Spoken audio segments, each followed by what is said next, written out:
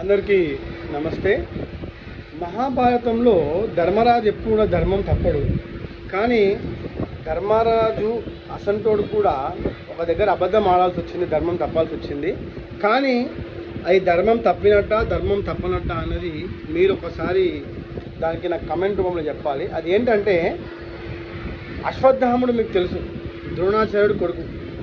అతనికి మృత్యుంజయుడు అంటే అతనికి చావు లేదు.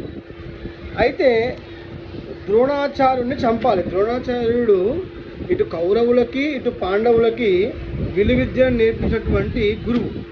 సో అతన్ని చంపాలి అంటే అతన్ని కొంచెం డీవియేట్ చేయాలి అని చెప్పేసి శ్రీకృష్ణుడు ప్లాన్ చేసినప్పుడు అర్జునుడు ద్రోణాచార్యుడు వైపు బాణం ఎక్కుపెట్టినప్పుడు ధర్మరాజుతో ఒక అబద్ధం ఆడిస్తారు.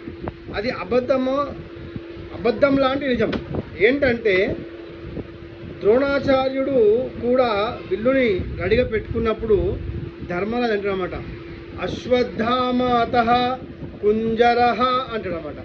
అంటే అశ్వత్థామ అతః అంటే అశ్వత్థాముడు చచ్చిపోయాడు అనగానే ద్రోణాచార్యుడు విల్లు పెట్టిన అతను ఒక్కసారిగా తన ఫోకస్ని అశ్వత్థామ పైనకి షిఫ్ట్ చేయడంతో అర్జునుడు తన బాణాన్ని ద్రోణాచార్యుడు వైపు వదులుతాడు.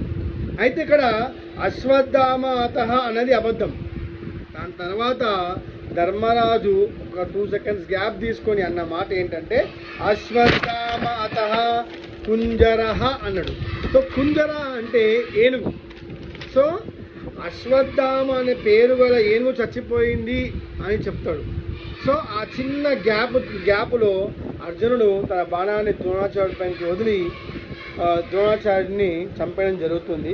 సో ఇక్కడ ధర్మరాజు ధర్మం తప్పిందా ధర్మం తప్పలేదా అంటే అతని ప్రకారంగా ఏంటంటే ఒక 2 seconds గ్యాప్ తీసుకున్నా అంతే.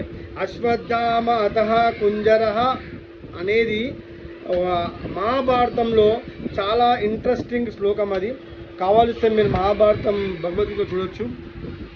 కాబట్టి ఇది ఎందుకు చెప్తున్నా అంటే, ఎవరైనా ఏదైనా మాట్లాడేటప్పుడు ఈ శ్లోకం ఏం చెప్తుందంటే, ఎవరైనా ఏదైనా మాట్లాడేటప్పుడు దానిని పూర్తిగా వినండి. పూర్తిగా విన్న తర్వాతనే డెసిషన్ తీసుకోండి.